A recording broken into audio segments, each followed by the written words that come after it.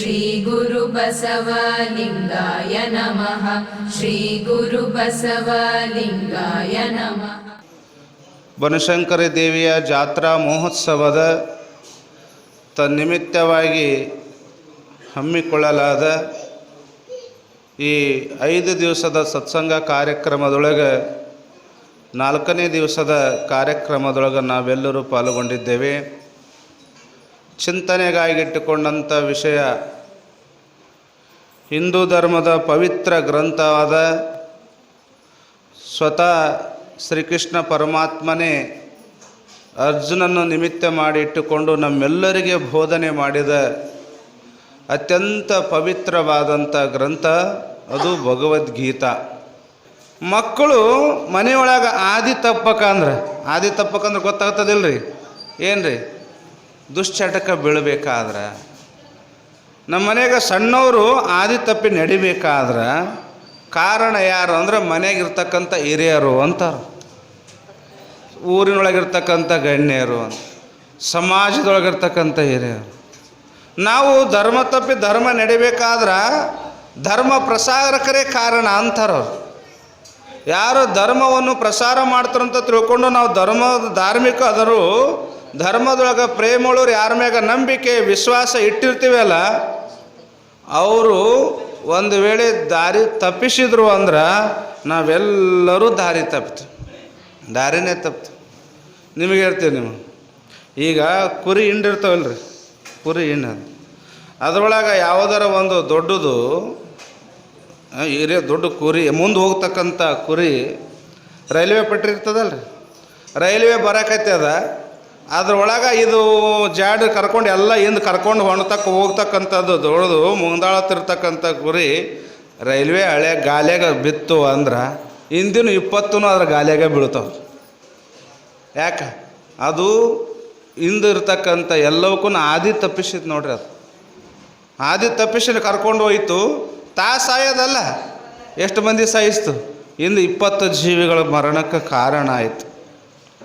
ಹಂಗೆ ಮನೆಯೊಳಗಿರ್ತಕ್ಕಂಥ ಪಾಲಕ ತಂದೆ ಆಗಲಿ ತಾಯಿ ಆಗಲಿ, ಒಂದು ವೇಳೆ ನಾವೇ ಆದಿ ತಪ್ಪಿ ನಡೆಯಕತ್ತಿದ್ದೀವಿ, ನಾವು ವಿಚಾರದಿಂದ ಧರ್ಮ ಮಾರ್ಗದೊಳಗೆ ನಾವು ನಡಿಲಿಲ್ಲ ಅಂದ್ರೆ ನಮ್ಮ ಮಕ್ಕಳು ಧರ್ಮ ಮಾರ್ಗದೊಳಗೆ ನಡೀರಿ ಅಂದ್ರೆ ಹೆಂಗೆ ನಡೀತಾರೆ? ಅವ್ರಿಗೆ ಆದಿ ತೋರಿಸೋರು ಯಾರು? ಆದಿ ತೋರಿಸೋರು ನಾವೇನು?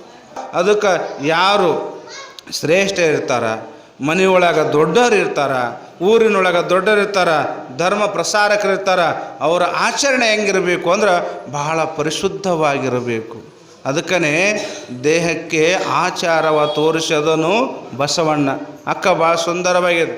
ಮೊಟ್ಟ ಮೊದಲು ನನಗೆ ಏನು ಕಲಿಸಿದ್ರು ಬಸವಣ್ಣವ್ರು ಅಂದ್ರೆ ದೇಹಕ್ಕೆ ಆಚಾರವ ಕಲಿಸಿದ್ರು, ನಡೆ ನುಡಿ, ಅದಕ್ಕೆ ನೀತಿ ವಿಧಾನ ಆಗು. ಭಾಳ ಸುಂದರವಾಗಿ ಹೇಳಿದ್ರು ಅವರು. ಮೊಟ್ಟ ಮೊದಲು ಜ್ಞಾನ ಮುಂದೆ ಇರೋದಕ್ಕ, ದೇವ್ರು ಒಂದು ಕಡೆಗೆ ಇರೋದಕ್ಕ, ಆದ್ರೆ ಮೊಟ್ಟ ಮೊದಲು ನೀನು ಸಮಾಜದೊಳಗೆ ಹೆಂಗಿರುವಂದ್ರೆ ನೀತಿ ವಿಧಾನ ಆಗು, ನೀತಿ ವಿಧಾನ. ಅದಕ್ಕೆ ನನಗೆ ಮೊಟ್ಟ ಮೊದಲು ಏನು ಕಲಿಸಿದ್ರು ಬಸವಣ್ಣವ್ರು ಅಂದ್ರೆ ಅಂಗಕ್ಕೆ ಆಚಾರವ ತೋರಿಸಿದವರು.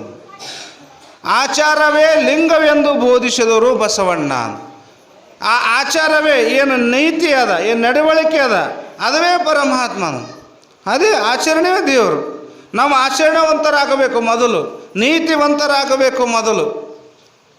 ನೀತಿವಂತರ ಆದ್ರೆ ಮಾತ್ರ ನಮಗೆ ಸಮಾಜದೊಳಗೆ ಗೌರವದ, ನಮ್ಮಿಂದ 4 ಮಂದಿ ನೋಡಿ ಕಲಿತು ಅವ್ರ ಜನ್ಮ ಪಾವನ ಆಗಕ್ಕೆ ಸಾಧ್ಯ ಅದ ಅಂತ ತಿಳ್ಕೊಂಡು ಅವ್ರು ಭಾಳ ಸುಂದರವಾಗಿ ಆ ಲಿಂಗವೇ ಜಂಗಮವೆಂದು ಬೋಧಿಸಿದನು ಬಸವಣ್ಣ. ಆ ಪರಮಾತ್ಮವೇ ಪರಬ್ರಹ್ಮ ಸ್ವರೂಪ, ಆ ಪರಮಾತ್ಮವೇ ಆ ಜಂಗಮ ಸ್ವರೂಪ, ಜನನ ಮರಣ ರಹಿತವಾದಂಥ ಪರಿಪೂರ್ಣವಾದಂಥ ಚೇತನ ಸ್ವರೂಪ ಅಂತ ಬಸವಣ್ಣನವರು ನಮಗೆ ಆಚಾರದಿಂದ ಹಿಡಿದುಕೊಂಡು ಎಲ್ಲಿಯ ಪರ್ಯಂತರವಾಗಿ ಕರ್ಕೊಂಡು ಹೋದರು ಅಂದ್ರೆ ಈ ಕ್ರಮವನ್ನು. ಅದಕ್ಕೆ ಭಾಳ ಸುಂದರವಾಗಿ ಅವರು ಹೇಳಿದರು, ಚನ್ನಮಲ್ಲಿಕಾರ್ಜುನ ನನ್ನ ಎತ್ತ ತಂದೆ ಸಂಗನ ಬಸವಣ್ಣ ಈ ಕ್ರಮವನ್ನು ತಿಳಿಸಿದನು ಅಂತ ಹೇಳಿದ್ದಾರೆ. ಭಾಳ ಕ್ರಮ ಅದ ಇದು. ಒಂದಾದ ನಂತರ ಕ್ರಮದಿಂದ ಮೇಲೆ ಹೋಗ್ಬೇಕಾಗ್ತದೆ. ಹೆಂಗೆ 1ನೇ ಕ್ಲಾಸ್ ಆದ ನಂತರ 2ನೇ ಕ್ಲಾಸ್, 2ನೇ ಕ್ಲಾಸ್ ಆದ 3ನೇ ಕ್ಲಾಸ್ ಹೆಂಗೆ ನಾವು ಅಭ್ಯಾಸದ ಕ್ರಮದಿಂದ ಹೋಗ್ತೀವಲ್ಲ, ಹಂಗೆ ಮೊದಲು ಎಲ್ಲಿಂದ ಪ್ರಾರಂಭ ಆಗ್ತದೆ ಅಂದ್ರೆ ಮೊದಲು ಆಚರಣೆಯಿಂದ ಪ್ರಾರಂಭ ಆಗ್ತದೆ. ಮೊದಲೇ ಜ್ಞಾನ ಪ್ರಾರಂಭ ಆಗಲ್ಲ, ಮೊದಲೇ ಉಪಾಸನ ಪ್ರಾರಂಭ ಆಗಲ್ಲ, ಮೊದಲೇ ಯೋಗ ಪ್ರಾರಂಭ ಆಗಲ್ಲ. ಮೊದಲು ನಮ್ಮೆಲ್ಲರ ಕರ್ತವ್ಯ ಏನದ ಅಂದ್ರೆ ಮೊದಲು ನೀತಿ ವಿಧಾನ, ಆಚಾರವಂತರಾಗಬೇಕು. ಅಂಗಕ್ಕೆ ಆಚಾರ ಬೇಕು. ನಾವು ಬದುಕ್ತೀವಿ ಅಂದ್ರೆ ನಮಗೆ ಆಚಾರವಂತರಾಗಬೇಕು. ನೀತಿ ನಿಯಮದೊಳಗೆ ನಾವು ಒಳಪಡಬೇಕು. ನಾವು ಮನೆಯೊಳಗೆ ಹೆಂಗೆ ದೊಡ್ಡವರು ಮಾಡ್ತೀವಿ ಹಂಗೆ ಮುಂದೆ ಮಕ್ಕಳು ಮಾಡ್ತೀವಿ. ಖರೆ ಹೇಳ್ರಿ, ಸಣ್ಣ ಮಕ್ಕಳಿದ್ದಾಗ ನೀವು ಕೂಡ ಅಗರಬತ್ತಿ ದೇವ್ರಿಗೆ ಬೆಳಗಿದ್ರೆ ಮಕ್ಕಳು ಬೆಳಗ್ತಾವಿಲ್ರಿ? ಬೆಳಗ್ತೇವೆ. ನೀವು ಏನು ಮಾಡ್ತೀರಿ ನಿಮ್ಮನ್ನು ನೋಡಿ ಕಲಿತೇವೆ. ಹಿಂಗೆ ಒಂದು ಊರಾಗ ಭಾಳ ಆಚಾರವಂತರು ಇದ್ದರು. ಪ್ರತಿ ವರ್ಷ ಮನೆಯೊಳಗೆ ರುದ್ರಾಭಿಷೇಕ, ಸತ್ಯನಾರಾಯಣ ಪೂಜೆ ಇಂಥವೆಲ್ಲ ಒಳ್ಳೊಳ್ಳೆ ಕಾರ್ಯಗಳ ಮಾಡ್ತಿದ್ರು. ಅವರು ಮಾಡೋ ಸಮಯದೊಳಗೆ ಹಂಗೆ ಮಾಡ್ತಿದ್ರು. ಹಿಂಗೆ ಬ್ರಾಹ್ಮಣರು ಬಂದರು, ಪೂಜೆ ಮಾಡೋಕ್ಕೆ ಎಲ್ಲ ಸವಸ್ಕೊಂಡ್ರು. ಪೂಜೆ ಮಾಡಬೇಕು ಅಂತ ತಿಳ್ಕೊಂಡು ಎಲ್ಲ ರೆಡಿ ಮಾಡ್ಕೊಳಕತ್ತಿದ್ರು. ರೆಡಿ ಮಾಡಿದ್ರು. ಕುಂತ್ಕೊಂಡು ಪೂಜೆ ಮಾಡ್ಬೇಕಾದ್ರೆ ಅವ್ರ ಮನೆಗೊಂದು ಬೆಕ್ಕು ಸಾಕಿದ್ರು. ಆ ಬೆಕ್ಕು ಮನೆಗೆ ಸಾಕಿದ ಬೆಕ್ಕಿತ್ತು. ಅದು ಹೊರಗಿಂದಲ್ಲ, ಮನೆಗಿತ್ತು. ಅವು ಏನೇನು ರೆಡಿ ಮಾಡ್ತೀವಿ ಎಲ್ಲ ಮ್ಯಾಗಾರದು, ಅಲ್ಲಿ ಎತ್ತದು ಇಲ್ಲಿ ಎತ್ತದು ಬಿಳಿಸಕತ್ತಿತ್ತು ಎಲ್ಲ ಸಾಮಾನು. ಪೂಜೆಗೆ ಪ್ರತಿಬಂಧಕ ಮಾಡಕತ್ತಿತ್ತು. ಅವಾಗ ಬ್ರಾಹ್ಮಣ ಏನು ಮಾಡಿದ ಅಂದ್ರೆ, ಇದ್ರ ಕಿರಿಕಿರಿ ಸಾಕಾಗಿದ್ರಿ, ಪೂಜೆ ಮಾಡಿ ಕೊಡ್ಸಂಗಿಲ್ಲ, ಏನು ಬೇಕಾದ ಮಾಡ್ತದ, ಹೋಗಿ ಎಣ್ಣೆ ಕುಡಿತದ, ಎಣ್ಣೆ ಚೆಲ್ತದ, ಅದು ಮಾಡ್ತದ ಇದು ಮಾಡ್ತದ, ಅದಕ್ಕೆ ಈ ಬೆಕ್ಕನ್ನು ಕಟ್ಟೆ ಹಾಕ್ರಿ ಅಂದ್ರೆ. ಕಟ್ಟೆ ಹಾಕ್ರಿ. ಬೆಕ್ಕನ್ನು ಕಟ್ಟೆ ಹಾಕಿದ್ರೆ ಮಾತ್ರ ಆಗ್ತದ ಪೂಜೆ ಅಂತ ತಿಳ್ಕೊಂಡು ಏನು ಮಾಡ್ರಿ ಅಂದ್ರೆ ಬೆಕ್ಕು ಕಟ್ಟೆ ಹಾಕಿರಿ. ಎಲ್ಲಿ ಪೂಜೆ ಮಾಡ್ತಾರೆ? ಸಣ್ಣ ಮನೆ ಇತ್ತ.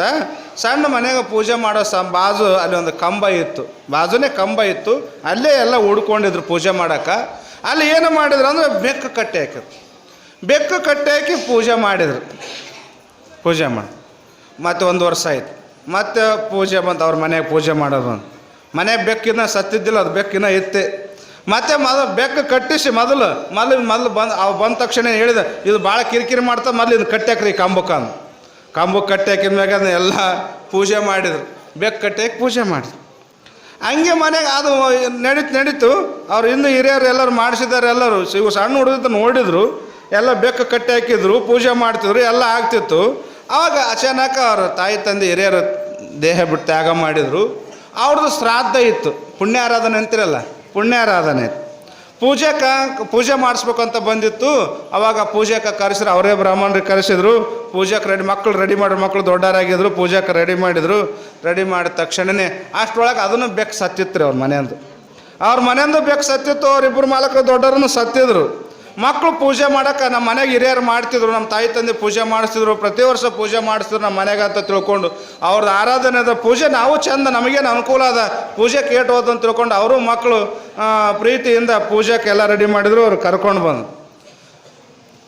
ಬೇರೆದವ್ರಿಗೆ ಪೂಜಾರಿಗೆ ಹೇಳಿದ್ರು. ಕರ್ಕೊಂಬಂದ್ರು. ಪೂಜೆ ಮಾಡೋಕೆ ಬಂದರು. ಬ್ರಾಹ್ಮಣರು ಬಂದ ತಕ್ಷಣವೇ ಅವ ಎಲ್ಲ ಕೊಟ್ಟರು. ಹುಡುಕ್ಯಾಡ್ದ. ತಡಿ ಅಂತ ಹುಡುಕ್ಯಾಡ. ಆಯ್ತು ಬರ್ರಿ ಎಲ್ಲ ರೆಡಿ ಆಗ್ಯದ, ಪೂಜೆ ಮಾಡೋಣ ಅಂತ ಅವ್ರು ಬ್ರಾಹ್ಮಣ ಕರಿತಿದ್ರು. ಇಲ್ರಿ ಇನ್ನೊಂದು ಕಡಿಮೆ ಅದ ತಡ್ರಿ. ಇಲ್ಲ ನನಗೆ ಗೊತ್ತದ, ಎಲ್ಲ ಸಾಮಗ್ರಿಗಳದು, ಕಾಯದ, ಕರ್ಪೂರ, ಅಗರಬತ್ತಿ ಅದ, ಏನು ಪೂಜೆಗೆ ಬೇಕು ಎಲ್ಲ ಸಾಮಗ್ರಿ ಅದಾವನು. ಇಲ್ರಿ ಒಂದು ಕಡಿಮೆ ಬಿದ್ದದ. ಅವ ಅಂದ, ನನಗೆ ಗೊತ್ತಿಲ್ಲ, ನನಗೂ ಇವರೇ ಶಾಣೆ ಅದ, ನಾನು ಪೂಜೆ ಮಾಡೋರು ನಾ ಇದ್ದೀನಿ, ಎಲ್ಲ ಸಾಮಗ್ರಿ ಅದಾವ ಅಂತ ನಾನು ಹೇಳಕತ್ತೀನಿ, ಇನ್ನೂ ಒಂದು ಕಡಿಮೆ ಬಿದ್ದದ ಅಂತ. ಕಡಿಮೆ ಬಿದ್ದದ್ರಿ. ಇಲ್ಲ ಬಾರೋ ಎಲ್ಲ ಆಗ್ಯದ, ಲೇಟ್ ಆಗ್ತದೆ, ನಮ್ಮ ಮುಂದಿನ ಮನೆ ಪೂಜೆಗೆ ಹೋಗ್ಬೇಕು ಬಾ ಅಂತ ಕರಿತಾನೆ ಬ್ರಾಹ್ಮಣ. ಬರಕ್ತಲ್ಲ, ತಡ್ರಿ ಒಂದು ಸ್ವಲ್ಪ ತಡ್ರಿ, ಇನ್ನೊಂದು ಕಡಿಮೆ ಬಿದ್ದ ತೊಗೊಂಬರ್ತೀನಿ ತಡ್ರಿ ಅಂತಂದು ಹೇಳಾರ್ದು ಹೋದ. ತಮ್ಮ ಮನೆಗೆ ಬೆಕ್ಕಿದ್ದಿಲ್ಲಲ್ರಿ, ಬಾಜು ಮನೆಗೆ ಹೋದ. ಓಣ್ಯಾಗ ಹುಡುಕ್ಯಾಡಿದ್. ಅವ್ರ ಮನೆ ಇವ್ರ ಮನೆ ಹುಡುಕ್ಯಾಡಿದ್ರು. ಯಾರ ಮನೆ ಬೆಕ್ಕು ಸಾಕ್ಯಾರ ಹುಡುಕಾಡಿದ್ರು. ಯಾರ ಮನೆ ಬೆಕ್ಕು ಸಾಕ್ಯಾರ ನೋಡ್ರಿ, ಅವ್ರ ಮನೆಗೆ ಹೋಗಿ ಬೆಕ್ಕು ತೊಗೊಂಡು ಬಂದು ಒಳಗೆ ಬಂದ. ಅವ್ರಂದ್ರೆ ಬಾರಪ್ಪ ಜಲೀವ್ನು ತಡ್ರಿ ಅಂತ ತಿಳ್ಕೊಂಡು ಹಗ್ಗ ಸೋರ್ಸಕತ್ತಿದ ಕಟ್ಟಾಕ. ಅವ ಅಂದ, ಇದನ್ನ ಯಾಕೋ ಬೆಕ್ಕ ತಂದಿದ್ದೀನಿ ಅಂದರು. ಇಲ್ರಿ ನಮ್ಮ ಮನೆ ಪದ್ಧತಿ ಅದ. ಏನದ? ನಮ್ಮ ಮನ್ಯಾಗ ಪದ್ಧತಿ ಅದ. ನಮ್ಮ ಹಿರಿಯರು ಹಿಂಗೆ ಮಾಡ್ತಿದ್ರು. ಯಾರು ಮಾಡ್ತಿದ್ರು? ನಮ್ಮ ಹಿರಿಯರು ಇದ್ದಾಗ ಏನು ಮಾಡ್ತಿದ್ರು, ಮೊದಲು ಬೆಕ್ಕು ಕಟ್ತಿದ್ರು. ಎಲ್ರಿ ಪೂಜೆ ಮಾಡಲಿ ಬೆಕ್ಕು ಕಟ್ತಿದ್ರು. ನಾನು ನೋಡಿ ಸಣ್ಣರಿದ್ದಾಗ ನಮ್ಮ ಹಿರಿಯರು ಬೆಕ್ಕು ಕಟ್ಟುತ್ತಿದ್ರು. ಅವ್ರು ಬೆಕ್ಕು ಎದಕ್ಕೆ ಕಟ್ಟ್ಯಾರಿ? ಮನೆ ಬೆಕ್ಕಿತ್ತು, ಕಿರಿಕಿರಿ ಮಾಡ್ತಂತ ಕಟ್ಟಾಕಿದ್ರು. ಅವ್ರು ಇವ ಏನು ತಿಳ್ಕೊಂಡ್ರೆ ಪೂಜೆ ನಮ್ಮ ಮನೆಗೆ ಹಿರಿಯರು ಹೆಂಗೆ ಪೂಜೆ ಮಾಡ್ಕೊಂಡು ಬಂದಾರ ಮೊದಲು ಬೆಕ್ಕು ಕಟ್ಟೆ ಮುಂದೆ ಪೂಜೆ ಚಾಲು ಮಾಡು. ಹಿಂಗೆ ನಮ್ಮ ಮನೆ ಪರಂಪರೆ ಅದ್ರಿ. ನಮ್ಮ ಅವ್ರಂದ್ರೆ ಇದೇ ಆ ವೇದದೊಳಗೆ ಬಂದದ, ಇದೇ ಆ ಪೂಜೆ ವಿಧಾನದ ಬಂದದ. ಮೊದಲಿನ ಗಣೇಶನ ಪೂಜೆ ಮಾಡಿ ಮುಂದಿನ ಪೂಜೆ ಮಾಡ್ತಾ ಎಲ್ಲದ ಗಣೇಶನ ಪೂಜೆ ಮಾಡೋಕೆ ಮೊದಲು ಅಂತ ತಿಳ್ಕೊ. ಇದು ವಿಧಾನ ಅದ. ಬೆಕ್ಕು ಕಟ್ಟಿದ್ದು ಯಾವ್ದದ ಇದೇ ಆ ವೇದದೊಳಗೆ ಬಂದಿಲ್ಲ, ಯಾವ ಕ್ರಮದೊಳಗೆ ಬಂದಿಲ್ಲ ಅಂತ ತಿಳ್ಕೊಂಡು ಇರ್ಲಿ ಬಿಡು ಅವ್ರ ಮನೆ ಹೆಂಗೆ ಯಾಕೆ ಪದ್ಧತಿ ಇರ್ಲಕ್ಕ ತಿಳ್ಕೊಂಡು ಕುಂದ್ರಿ, ನೀವಾರ ಕುಂದ್ರಿ ಪೂಜೆ ಮಾಡೋಣ ಅಂತೇಳಿ. ಪೂಜೆ ಮಾಡೋ ಸಮಯದೊಳಗೆ ಏನು ಮಾಡಿದ್ರು ಅಂದ್ರೆ ಅವ ಅಂದ ತಡ್ರಿ ಗುರುಗಳು ಗಣೇಶನ ಪೂಜೆ ಮಾಡು ಅಂತ ಅವರು ಗುರುಗಳು ಅಂತಾರೆ. ಮೊದಲು ಗಣೇಶನ ಪೂಜೆ ಮಾಡಬೇಕು, ಗಣೇಶನ ಪೂಜೆ ಮಾಡ್ರಿ ಅಂತ ಗುರುಗಳು ಹೇಳ್ತಾರೆ. ಗಣೇಶನ ಪೂಜೆ ಮಾಡ್ರಿ ಅಂತ ಗುರುಗಳು ಹೇಳಿದ ತಕ್ಷಣ ತಡ್ರಿ ಗುರುಗಳು ಮತ್ತೇನಪ್ಪ ನಿಂದು ಅಂದ. ಏನಿಲ್ರಿ ಮೊದಲು ಬೆಕ್ಕಿಗೆ ಪೂಜೆ ಮಾಡಬೇಕು. ಮೊದಲು ಯಾರಿಗೆ ಪೂಜೆ ಮಾಡಬೇಕು? ಬೆಕ್ಕಿಗೆ ಪೂಜೆ. ಯಾಕೆ ಬೆಕ್ಕಿಗೆ ಯಾಕೆ ಪೂಜೆ ಮಾಡಿ? ಗಣೇಶ ಪೂಜೆ ಮಾಡ್ಬೇಕು ಮೊದಲು ಗಣೇಶನ ಪೂಜೆ ಮಾಡ್ಬೇಕು. ಇಲ್ರಿ ನಮ್ಮ ಮನೆ ಪದ್ಧತಿ ಹಂಗಿಲ್ರಿ, ಗಣೇಶನ ಪೂಜೆ ಮೊದಲು ಇಲ್ರಿ, ಮೊದಲು ನಮ್ಮ ಬೆಕ್ಕಿನ ಪೂಜೆ ಮಾಡ್ಬೇಕು. ನಮ್ಮ ಮನೆಗೆ ಪದ್ಧತಿ ಪರಂಪರೆ ನಮ್ಮ ಹಿರಿಯರಿಂದ ಬಂದದ್ರಿ.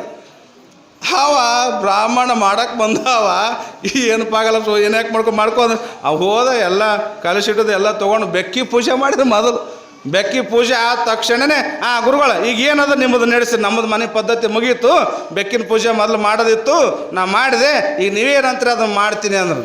ನಾ ಹೇಳುವ ತಾತ್ಪರ್ಯ ಏನದ ಅಂದ್ರೆ ಮನ್ಯಾಗ ಹಿರಿಯರು ಯಾವ ರೀತಿ ಆಚರಣೆ ಮಾಡ್ಕೊಂಡು ಬರ್ತಾರ ಇಂದ ಪರಂಪರೆಯಿಂದ ಪೀಳಿಗೆ ಏನಾಗ್ತದೆ ಹಂಗೆ ಆಚರಣೆದಾಗ ಹೋಗುತ್ತದೆ. ಅದು ಒಳ್ಳೆಯ ಆಚರಣೆ ಇತ್ತು ಒಳ್ಳೆಯದೇ ಮಾಡ್ಕೊತ ಹೋಗ್ತಾರೆ.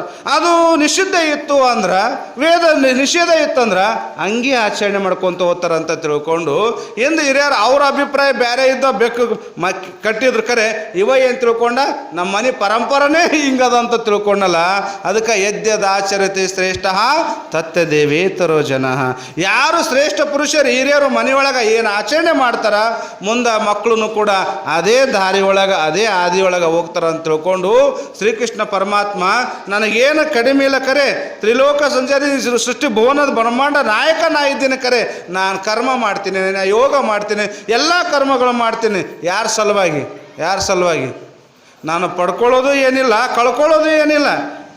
ಎಲ್ಲ ಸೃಷ್ಟಿ ನನ್ನ ಅಸ್ತಿತ್ವದೊಳಗನೇ ಅದ ಖರೆ. ಆದರೆ ಯಾಕೆ ಕರ್ಮ ಮಾಡ್ತೀನಿ ಅಂದ್ರೆ ನಾವು ಒಂದು ವೇಳೆ ಕರ್ಮ ಮಾಡಲಿಲ್ಲ, ನಾ ಯೋಗ ಮಾಡಲಿಲ್ಲ, ನಾ ಭಕ್ತಿ ಮಾಡಲಿಲ್ಲ, ನಾ ಗುರುಸ್ಥಾನಕ್ಕೆ ಹೋಗಲಿಲ್ಲ, ನಾ ಗುರುಗಳನ್ನು ಸ್ವೀಕಾರ ಮಾಡಲಿಲ್ಲ ಅಂದ್ರೆ ನನ್ನ ನೋಡಿ ಕಲಿತಕ್ಕಂಥ ಮುಂದಿನ ಜೀವಿಗಳು ಯಾರ ಮನುಷ್ಯರು ಕೂಡ ಇದರಿಂದ ವಂಚಿತ ಆಗ್ತಾರ. ನನ್ನ ಸಲುವಾಗಿ ನಾ ಏನು ಮಾಡಂಗಿಲ್ಲ. ಯಾರ ಸಲುವಾಗಿ? ನನ್ನ ನೋಡಿ ನನ್ನ ಆದರ್ಶವಾಗಿ ಇಟ್ಕೊಂಡು ಯಾರು ಜೀವನ ಮಾಡ್ತಾರಲ್ಲ ಅವ್ರ ಸಲುವಾಗಿರ ನಾ ಮಾಡಬೇಕಾಗ್ಯದ ಅಂತ ಭಗವಂತನ ತಾತ್ಪರ್ಯದ ಸಮಯ ಆಗ್ಯದ. ಅದಕ್ಕೆ ಭಾಳ ಸುಂದರವಾಗಿ ತಾವೆಲ್ಲರೂ ಪ್ರತಿ ವರ್ಷ ಎಲ್ಲ ಊರಾಗ ಜಾತ್ರೆ ನಡೀತೇವೆ, ಎಲ್ಲ ಊರಾಗ ತೇರಾದವು ಇದು ಅದಲ್ಲ, ಎಲ್ಲ ಊರ ತೇರು ಹೇಳ್ತಾರೆ, ಎಲ್ಲ ಊರ ಜಾತ್ರೆ ಮಾಡ್ತಾರೆ ಖರೆ. ಆದ್ರೆ ಎಲ್ಲೋ ಕೆಲವು ಊರೊಳಗೆ ಜಾತ್ರೆ ನಿಮಿತ್ತವಾಗಿ ಸತ್ಸಂಗ ಕಾರ್ಯಕ್ರಮ ಮಾಡೋದು ಅಪರೂಪ. ತೇರು ಹೇಳ್ಯಾರ ಭಾಳ ಮಂದಿ ಅದಾರ ಖರೆ. ಆದ್ರೆ ಈ ತೇರಿನ ಬಗ್ಗೆ ಯಾರು ಆ ತೇರಿಗೆ ಭಾಳ ಸುಂದರ ಮಾಡ್ತಾರೆ, ಅಲಂಕಾರ ಮಾಡ್ತಾರೆ, ಹೂವು ಏರಿಸ್ತಾರೆ, ಬೇಕಾದಷ್ಟು ಮಾಡ್ತಾರೆ ಆ ತೇರಿಗೆ. ಪರಂತು ಈ ತೇರಿನ ಬಗ್ಗೆ ಯಾರ್ದು ಲಕ್ಷ್ಯ ಇಲ್ಲ. ಅದಕ್ಕೆ ಈ ಗೋಗಿ ಗ್ರಾಮದೊಳಗೆ ಆ ಬನಶಂಕರಿ ತಾಯಿಯ ಜಾತ್ರಾ ಮಹೋತ್ಸವದ ನಿಮಿತ್ತವಾಗಿ ಅದು ಬಾಹ್ಯ ಪ್ರತೀಕ, ಮೊದಲು ಸಿದ್ಧಾಂತ ಇದು, ಅದು ಉದಾಹರಣೆ, ಅದ್ರ ಮುಖಾಂತರವಾಗಿ ಇದನ್ನು ತಿಳ್ಕೊಬೇಕಾಗ್ಯದ. ಅದ್ರ ಸಲುವಾಗಿಂದ ಹಿರಿಯರು ಮಾಡಿದ್ದಾರೆ. ಅದಕ್ಕೆ ಹೇಳಿದ್ರು ಬಸವಣ್ಣವರು ಏನು ಅಂದ್ರೆ ಅವರು ಭಾಳ ಚಂದ ಹೇಳ್ತಾರೆ. ಅವರು ಏನು ಪರಮಾತ್ಮನ ಕಣ್ಕೊಳ್ಳಿ ಅಂತ ತಿಳ್ಕೊಂಡು ಇವ್ರು ಲಿಂಗ ಕೊಟ್ರ ಅಂದ್ರೆ ಆ ಪರಮಾತ್ಮನ ಬಿಟ್ಟು ಇವ್ರು ಲಿಂಗ ಹಿಡ್ಕೊಂಡು ಕುಂತರು ಅಂದು. ಹಂಗೆ ನಮ್ಮ ದೇಹದಾಗಿರ್ತಕ್ಕಂಥ ಆತ್ಮತತ್ವ ತಿಳ್ಕೊಳ್ಳಿ ಅಂತ ತಿಳ್ಕೊಂಡು ಅವ್ರು ಹೊರಗಿನ ತೇರು ತಯಾರು ಮಾಡಿದ್ರೆ ನಾವು ಇದನ್ನು ಬಿಟ್ಕೊಟ್ವಿ, ಈ ಆತ್ಮತತ್ವ ತಿಳ್ಕೊಳ್ಳೋದು ಬಿಟ್ಕೊಟ್ವಿ, ಆ ತೇರಿನ ಬಗ್ಗೆನೇ ವೈಭವದಿಂದ ಮಾಡ್ಕೊಂಡು ಹೊಂಟೀವಿ. ಆದ್ರೆ ಗೋಗಿ ಕಾರ್ಯಕ್ರಮದೊಳಗೆ ಈ ಗೋಗಿ ಗ್ರಾಮದೊಳಗೆ ಬನಶಂಕರಿ ದೇವಿಯ ಜಾತ್ರಾ ಮಹೋತ್ಸವ ನಿಮಿತ್ತವಾಗಿ 5 ದಿವಸದ ಪರ್ಯಂತರವಾಗಿ ಎಲ್ಲ ಮಹಾನುಭಾವಿಗಳನ್ನು ಕರೆಸಿಕೊಂಡು ನೀವೆಲ್ಲರೂ ಇದರ ಆತ್ಮಚಿಂತನ ಮಾಡ್ತಿದ್ರಲ್ಲ, ಇದು ನಾವು ಮಾಡಲೇಬೇಕಾದಂಥ ಕರ್ತವ್ಯ. ಅದು ಮಾಡಿದ್ರೆ ನಡೀತದೆ, ಬಿಟ್ಟರೆ ನಡೀತದೆ ಖರೆ. ಆದರೆ ಇದನ್ನು ಮಾಡಲಿಲ್ಲ ಅಂದ್ರೆ ನಮ್ಮ ಆತ್ಮ ಉದ್ಧಾರ ಆಗಕ್ಕೆ ಸಾಧ್ಯನಿಲ್ಲ, ನಮ್ಮ ಜನ್ಮ ಸಾರ್ಥಕ ಆಗಕ್ಕೆ ಸಾಧ್ಯ ಇಲ್ಲ. ಎಲ್ಲ ತೇರು ಎಳ್ದರು ಮುಕ್ತರ ಆದ್ರಂದ್ರೆ ಎಲ್ಲರೂ ಮುಕ್ತರಾಗ್ತಿದ್ರು ಇಷ್ಟೊತ್ತೊಳಗೆ. ಎಷ್ಟೋ ಮಂದಿ ಹಿರಿಯರು ತೇರು ಎಳ್ದು ಹೋಗ್ಯಾರ. ಅವರು ಮುಕ್ತರಾಗಿಲ್ಲ. ಆದ್ರೆ ಈ ತೇರಿನ ಬಗ್ಗೆ, ಈ ತೇರಿಗೆ ಅಲಂಕಾರ ಮಾಡಿ ಈ ತೇರಿನೊಳಗಿರ್ತಕ್ಕಂಥ ಆತ್ಮರೂಪ ಪರಮಾತ್ಮನನ್ನು ಯಾರು ಅರ್ಥ ಮಾಡ್ಕೊಂಡು ತಿಳ್ಕೊಂಡಿದ್ದಾರೆ ಅವರೇ ಜನ್ಮ ಮರಣದಿಂದ ಬಂಧನದಿಂದ ಮುಕ್ತರಾಗ್ಯಾರ. ಅದಕ್ಕೆ ತಾವೆಲ್ಲರೂ ಇದ್ರ ಬಗ್ಗೆನೂ ಕೂಡ ಆತ್ಮಾವಲೋಕನದ ಬಗ್ಗೆ ಇಷ್ಟೆಲ್ಲ ಮಹಾತ್ಮರ ಕರೆಸಿ ಚಿಂತನೆ ಮಾಡ್ತಾಯಿದ್ರು. ಬಹಳ ಸುಂದರ ಅದ. ಪೂಜ್ಯ ಮಾತೋಶ್ರೀ ಬಂದಿದ್ರು. ಎಲ್ಲರೂ ಕೂಡ ಶಾಂತ ರೀತಿಯಿಂದ ನೀವು ಕೇಳಿದ್ರಿ. ಇದೇ ರೀತಿ ನಿಮಗೆ ಇನ್ನೂ ಆತ್ಮತತ್ವದ ಬಗ್ಗೆ ಹೆಚ್ಚಿನ ರೀತಿಯೊಳಗೆ ಚಿಂತನೆ ಮಾಡ್ತಕ್ಕಂಥ ಸದ್ಬುದ್ಧಿ ಸದ್ಗುರುನಾಥ ಈ ಸತ್ಸಂಗವನ್ನು ಬಿಡಲಾರ್ದಂಗೆ ನಡೆಸ್ಕೊಂಡು ಹೋಗ್ತಕ್ಕಂಥ ಆ ಶಕ್ತಿ ಸಾಮರ್ಥ್ಯ ಆಶೀರ್ವಾದವನ್ನು ಬನಶಂಕರ ದೇವಿ ತಮ್ಮೆಲ್ಲರಿಗೆ ಕರುಣಿಸಲಿ ಅಂತ ಪ್ರಾರ್ಥನೆ ಮಾಡ್ತಾ ನನ್ನೆರಡು ತುಳನ್ ಸದ್ಗುರು ಪಾದ ಕರ್ಪಿಸಿ ಮುಕ್ತ ಮಾಡ್ತೀನಿ. ಹರಿ ಓಂ ತತ್ಸತ್.